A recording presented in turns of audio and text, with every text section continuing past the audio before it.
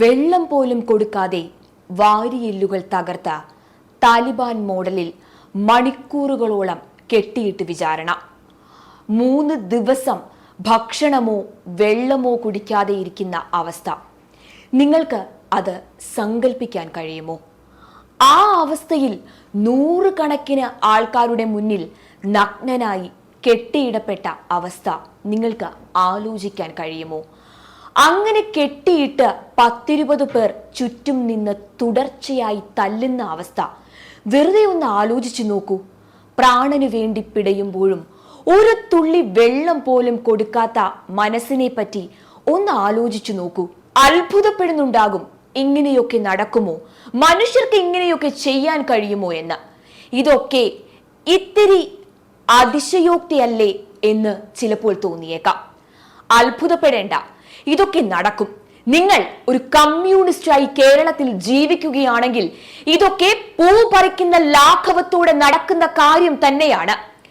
കേരളം എത്തപ്പെട്ടിരിക്കുന്ന സാമൂഹ്യ ദുരന്തത്തിന്റെ നേർഛേദമാണ് വയനാട് വെറ്റിനറി സർവകലാശാലയുടെ വിദ്യാർത്ഥിയുടെ മരണത്തിലൂടെ നാം കാണുന്നത്.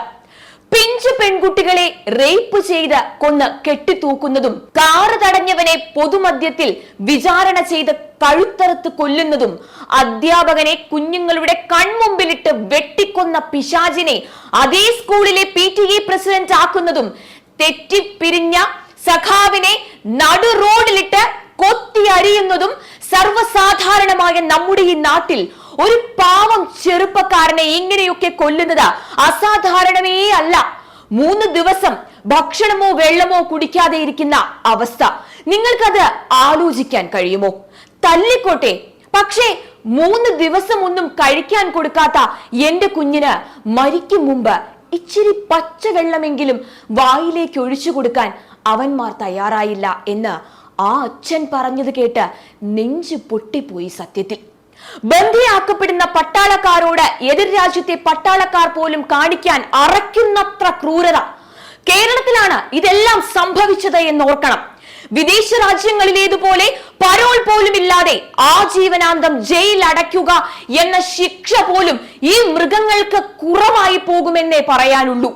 ഇത് മധ്യകാലത്തെ ഏതോ ഗോത്ര സമൂഹത്തിലല്ല, നാസികളുടെ ജർമ്മനിയിലല്ല, താലിബാനിലോ അല്ലെങ്കിൽ അഫ്ഗാനിസ്ഥാനിലോ അല്ല, IS-ന്റെ സിറിയയിലുമല്ല, പ്രബുദ്ധമായ നമ്മുടെ കേരളത്തിലാണ് എന്ന് എടുത്തു പറയണം. നമ്മുടെ പ്രബുദ്ധ കേരളത്തിൽ വയനാട്ടിൽ SFI കൊലയാളികൾ തല്ലിക്കൊന്ന സിദ്ധാർത്ഥിന്റെ പോസ്റ്റ്മോർട്ടം റിപ്പോർട്ട് അയാളുടെ വയറ്റിൽ തുള്ളി വെള്ളം പോലും ഇല്ലായിരുന്നു എന്നായിരുന്നു കണ്ടത്. ആ കുട്ടി ആഹാരം കഴിച്ചിട്ട് 3 ദിവസമായിരുന്നു. എന്തായിരുന്നു സിദ്ധാർത്ഥ് ചെയ്ത കുറ്റം? എന്തായിരുന്നു സിദ്ധാർത്ഥ് ചെയ്ത കുറ്റം? അവൻ പ്രതിഭാധനനായ ഒരു കുട്ടിയായിരുന്നു, നല്ല ഫോട്ടോഗ്രാഫർ ആയിരുന്നു. കഴിവും പ്രതിഭയും ഉള്ളവർ കമ്മ്യൂണിസ്റ്റ് ആയിരിക്കണം. അതിന് തയ്യാറല്ലെങ്കിൽ അവൻ ജീവിച്ചിരിക്കാൻ യോഗ്യതയില്ലാത്തവനാണ്. ഒന്നുകിൽ അവനെ ശാരീരികമായി കൊല്ലും, അല്ലെങ്കിൽ സ്വഭാവ ഹത്യ നടത്തി ഇഞ്ചിഞ്ചായി കൊല്ലും. മറ്റൊരു വിവാദ വിഷയം കിട്ടുന്നതുവരെ നാം ഇത് ആഘോഷിക്കും. അറസ്റ്റിലായ പ്രതികൾക്ക് പുല്ലുപോലെ ജാമ്യം ലഭിക്കും. അവൻ അവിടെ തന്നെ പഠിക്കും. പോലീസും പ്രോസിക്യൂഷനും ഒത്തുകളിച്ച കേസ് ദുർബലമാക്കും. സാക്ഷി പറയാൻ ഒരുത്തനും ധൈര്യപ്പെടില്ല. അവസാനം എല്ലാവരെയും വെറുതെ വിടും. അവന്മാർ നമ്മുടെ മുമ്പിൽ പുല്ലുപോലെ നെഞ്ചു വിരിച്ചു നടക്കും. ഇലക്ഷനിൽ മത്സരിച്ച് ജയിച്ച് MLA-യും MP-യും മന്ത്രിയും ഒക്കെയാകും. എന്നിട്ട് വിളിക്കും മനുഷ്യനാകണം, മനുഷ്യനാകണമെന്ന്.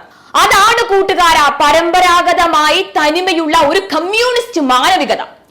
രോഹിത് വേമുലയ്ക്ക് വേണ്ടി കത്തിച്ച മെഴുകുതിരി ഒന്നും നമ്മുടെ ഈ സാംസ്കാരിക നായകന്മാരുടെ അടുത്തില്ലേ? അതോ അവർ വടക്കോട്ട് നോക്കി മാത്രം കുരയ്ക്കുന്ന നായ്ക്കളാണോ? നിങ്ങൾക്ക് ഏറ്റവും കൂടുതൽ അംഗബലമുണ്ട് എന്ന് അവകാശപ്പെടുന്ന ഈ ക്യാമ്പസിൽ ഒരു വിദ്യാർത്ഥി 18-ന് മരിക്കുന്നു. അതിനുശേഷം ഒരു പരാതി ലഭിക്കുന്നു. ആ പരാതി 19-ന് വേണ്ടപ്പെട്ടവരുടെ കയ്യിലെത്തുന്നു. 20-ന് അതിന്മേൽ യോഗം ചേർന്ന് മരിച്ചതുകൊണ്ട് ഒരു നടപടിയും എടുക്കാൻ കഴിയില്ല എന്ന് തീരുമാനിക്കുന്നു. ഇത്ര സംസ്കാര ശൂന്യമായ അതിക്രൂരമായ ഈ നടപടി നിങ്ങളുടെ ക്യാമ്പസിൽ നടന്നിട്ട് അതിന്മേൽ ഒന്ന് പ്രതികരിക്കാൻ നിങ്ങൾക്ക് കഴിയാത്തത് എന്തുകൊണ്ടാണ്? നിങ്ങളുടെ ഈ സ്വാതന്ത്ര്യം, ജനാധിപത്യം, സോഷ്യലിസം എന്ന് പറയുന്ന ആ വാക്കുകൾക്ക് ഒരർത്ഥവുമില്ലാത്ത ജൽപ്പനകളാണ്.